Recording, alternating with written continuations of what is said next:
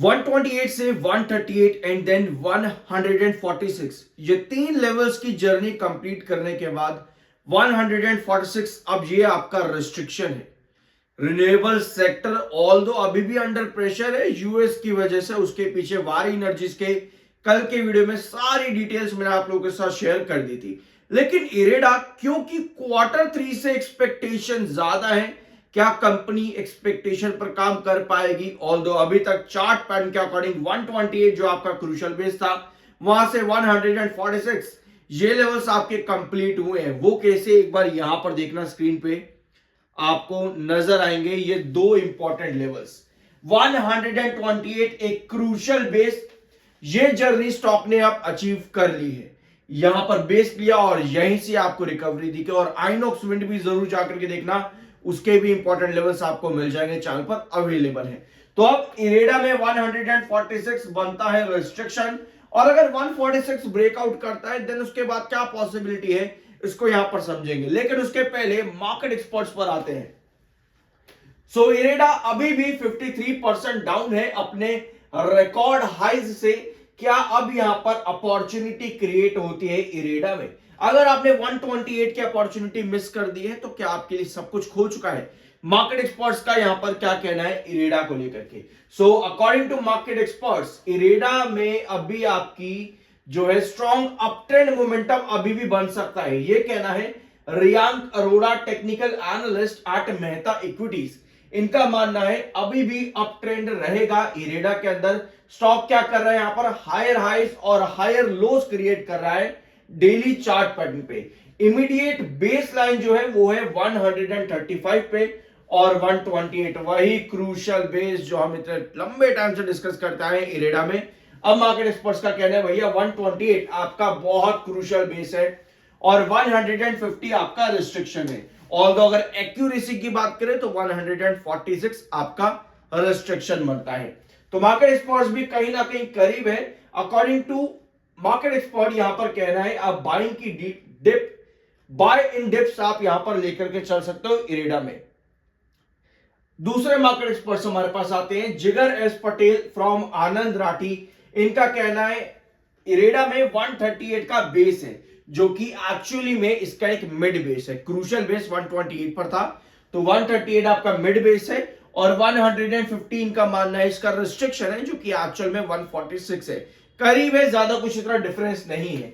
सो इनका कहना है कि अगर 150 ब्रेक करता है तो अपसाइड जाता है टुवर्ड्स 155, और जो प्रेजेंट कंडीशन में शॉर्ट टर्म में अभी आपकी रेंज रहेगी वो 138 से 155 के बीच में होने वाली है इरेडा की।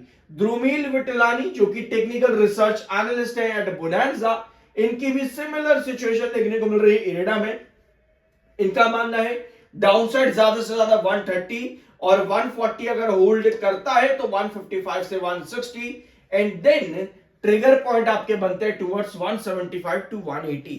लेकिन कोई भी लेवल्स इतनी आसानी से अचीव तो हो नहीं जाता, लेकिन ऐसे कोई भी लेवल अचीव नहीं होता। इसका मतलब ये है कि आपको कुछ बड़ा चाहिए कंपनी से, और जब बड़े की बात आ रही है तो आपके सामने आ रहे हैं कंपनीज के रिजल्ट। क्वार्टर 3 जिसकी अनाउंसमेंट कंपनी कर चुकी है, डेट कंपनी ने अनाउंस कर दी है, 9 जनवरी को कंपनी अपने क्वार्टर 3 के रिजल्ट्स अनाउंस करेगी। और दिसंबर में भी मैंने आपके साथ डिस्कस किया था कि किसी भी कंपनी के रिजल्ट अगर सबसे पहले आते हैं तो वो इरेडा है। सबसे पहले इरेडा आता है अपने रिजल्ट्स देने के लिए। तो एक बार फिर से 9 जनवरी कंपनी ने डेट दे दी है। मोस्ट प्रोबेबली बहुत जल्दी कंपनी अपने रिजल्ट हमेशा की तरह इस बार भी दे रही है। अब दिसंबर में कंपनी परफॉर्म कैसा करती है इसको यहां पर समझते हैं, ताकि हम एक प्री एनालिसिस समझ सके और जान सके कि क्या कंपनी के रिजल्ट अपने चार्ट पर सेटिस्फाई हो पाएंगे, कि 146 ब्रेकआउट होगा या फिर नहीं। कंपनी ने सितंबर 2023 में in comparison with December week number दे, यानी कि दिसंबर 2023 कंपनी का एक स्ट्रॉन्ग रेवेन्यू के साथ क्लोज होता है। अब आते हैं 2024 में, तो भैया 2024 में भी कंपनी ने ये कहानी को रिपीट किया, और 2025 सितंबर का क्वार्टर जो कंपनी का था 2057 करोड़ के रेवेन्यू पर था। ये क्वार्टर 3 का प्री एनालिसिस है। चैनल पर इसी तरह के अलग अलग कंपनीज के प्री एनालिसिस आपको मिल जाएंगे, CDSL, BSc, Adani power, Adani energy, सबके जरूर चेकआउट करना, बहुत डिटेल्स आपको मिल जाएंगी। तो कंपनी ने 2057 करोड़ का रिवेन्यू दिया है 2025 सितंबर में। सो अगर कंपनी 2023 और 24 को कंटिन्यू करती है दिसंबर का, यानी कि कंपनी से हम उम्मीद लगा सकते हैं कि एटलीस्ट 2100 करोड़ के आसपास का रिवेन्यू कंपनी दे दे। सो अगर 2025 दिसंबर में 2100 करोड़ का कंपनी रिवेन्यू देती है, जहां कंपनी 1698 करोड़ के रिवेन्यू पर थी, तो कितना ग्रोथ हो जाएगा कंपनी के लिए, यानी लगभग कंपनी जाएगी फिर आपका 400 करोड़ ऊपर। और अगर आप इस समय 1700 करोड़ में से 400 करोड़ निकालोगे तो आपका ये बनता है अराउंड 30% के आसपास का ग्रोथ, लगभग 30% के आसपास का ये ग्रोथ आपका हो जाता है। और अगर हम सितंबर 2025 में कंपनी का ग्रोथ देखें तो होता 26%, और पिछले 2 क्वार्टर लगातार कंपनी का ग्रोथ गिरा है। तो ग्रोथ गिरा कंपनी का, सीईआरसी के नेगेटिव अपडेट्स आए जो आपने चैनल पर देखे होंगे, बिल्कुल वार एनर्जीज में भी और इरेडा में भी कई बार डिस्कस किए। तो रीजंस आपके पास में आते हैं कि क्यों इरेडा में आपको लगातार ये फॉल देखने को मिला, यानी कि दिसंबर क्वार्टर के अंदर कंपनी का ग्रोथ अगर इंप्रूव होता है तो भैया हाई चांसेस है कि छोटे से रेवेन्यू ग्रोथ में भी क्वार्टर ऑन क्वार्टर बेसिस पर तब भी कंपनी पिछले साल के कंपैरिजन में 30% का रेवेन्यू ग्रोथ दे देगी। तो कंपनी से एक इंप्रूवमेंट की अपॉर्चुनिटी और उम्मीद बन जाती है।